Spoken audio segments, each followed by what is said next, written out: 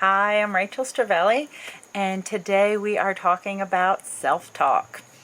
And I imagine that you have a story inside that perhaps you tell yourself that you want to change. So we're going to delve into that today. But first, welcome. If this is your first time here, I'm so happy to connect with you. On my channel, I connect with others about spiritual development, mindset, manifesting, empowerment.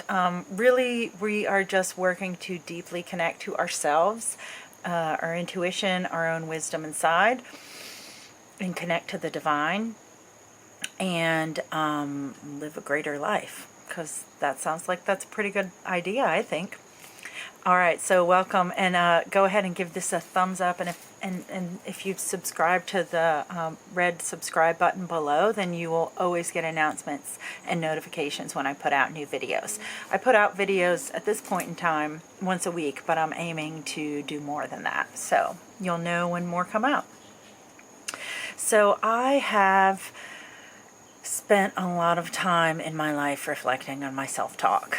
About 15 years ago, a friend lent me a book by Sherry Huber called what is it called? There's Nothing Wrong with You. And I can link that below. And it was the first book, I believe, that I had ever read that talked about self-talk. And another way to think about self-talk is your inner critic. And I believe it's definitely different than intuition, but sometimes those get a little fuzzy to people. I will have another video about intuition versus self-talk. But today what I'm talking about is why positive self-talk matters, and this idea that if you have spent a lot of your life speaking negatively to yourself, and you can look at your life and think, okay, how did that turn out? What does my life look like? You know, there's probably some good and some bad. Hopefully more good than bad, but that could be improved if it's not the arrangement you want. And our past way of speaking to ourselves, we can choose today to change that. And like any other habit, it does take some time to change, but I want to encourage you to, as much as possible, to adopt positive self-talk. And the impact that it can have on your life is really profound. It also will impact other people around you, how they treat you, and if you have children, it'll impact them. Because here's the thing, what we say to ourselves inside rarely stays inside only. It feels like it's very personal, and maybe, let's say you're speaking negatively about yourself because there's something you want to change. So I had a son about a year ago, and a lot of mothers and women can relate. There's this whole thing about getting the baby weight off, and I have been really intentional about not having negative attitudes toward myself, even though I haven't officially taken off the baby weight yet. And I'm putting that in quotation marks because I don't, well, that's kind of a whole nother story. But it's not a thing that I want to like buy into and get all hung up on. But I do have fitness goals, and that's okay.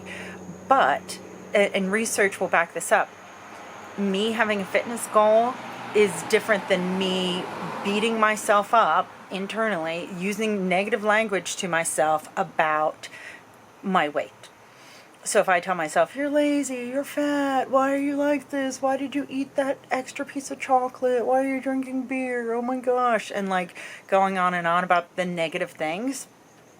Research shows that that doesn't actually motivate us. So there's a common misperception that we can use those things to motivate ourselves. And it really goes along with the old paradigm of thinking that like force and negative, like forceful, nasty language can get us, like move us along. It can be motivating. It's disciplined. It's regimented. You're going to do it. But actually, that's not how our brains work. That's not how we work. And you can think about like a logical way to look at this without even looking at the research at all. You can just ask yourself, how do I like it when someone talks to me? Do I prefer when they speak to me nicely and kindly? Or do I prefer when they put me down and they use negative language and they speak to me in a mean way? And, we're going to choose the positive one. We're going to choose the positive language. We're going to choose the speaking nicely. And the reason is, like, that's how we like to feel. That's the way in which we like to engage. And so that's how I want us to treat ourselves. Because here's the thing. How we treat ourselves really matters to such an incredible degree.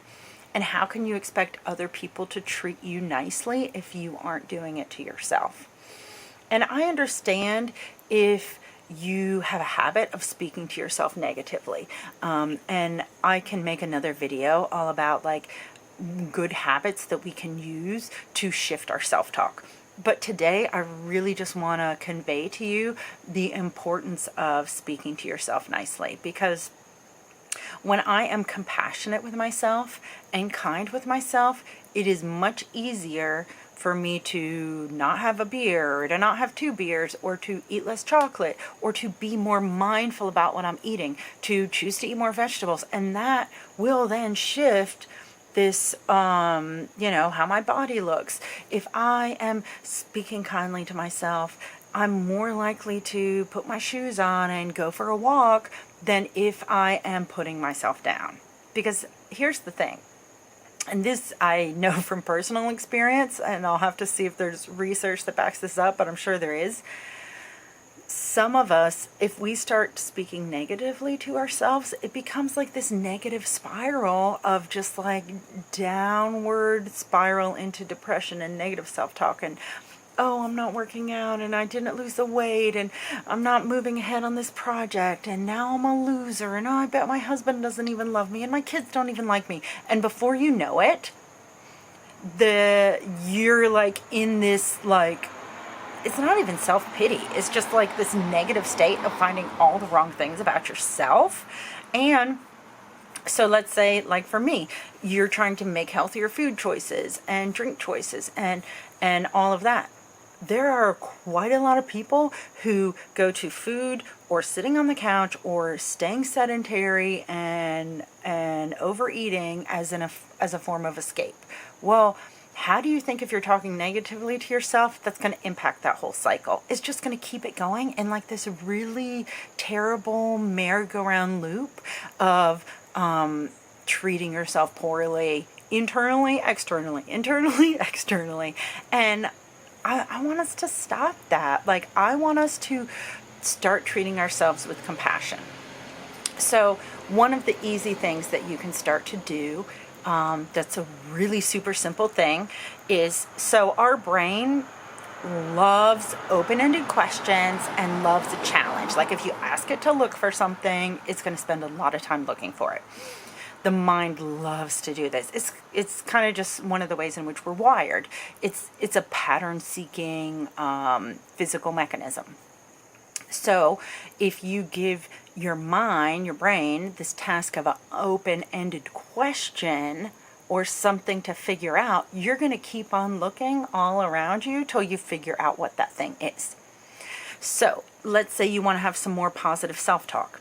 You can think of 1 or 2 questions that are open-ended that you can use that are going to be positive self-talk that you ask yourself a couple times a day. So you could ask yourself something like, what would someone who loved themselves do in this situation? What is a kind way that I can treat my body today?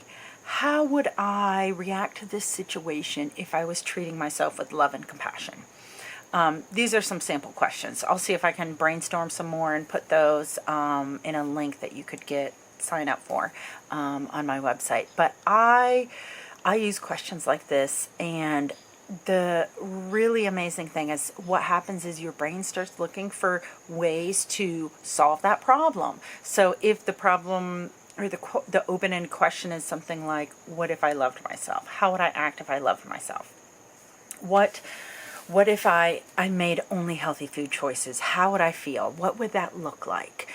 It starts opening up my awareness so that I start noticing things that I haven't noticed before. I start choosing different actions than I've chosen before. It also makes it so that if I'm already in that frame of mind, I'm probably more likely to notice if I start getting in one of those negative internal dialogue downward spirals. So positive, open-ended, what if or how questions can really be a great tool to help you work with some positive self-talk. All right, if you have a great what if question that you have come up with or open-ended question that you would like to use, go ahead and tell me in the comments below. I would love to hear, and I'll write you back, and I am looking forward to connecting with you the next time. Remember to subscribe, the button below, and you'll get all my updates. All right, have a great day. Bye.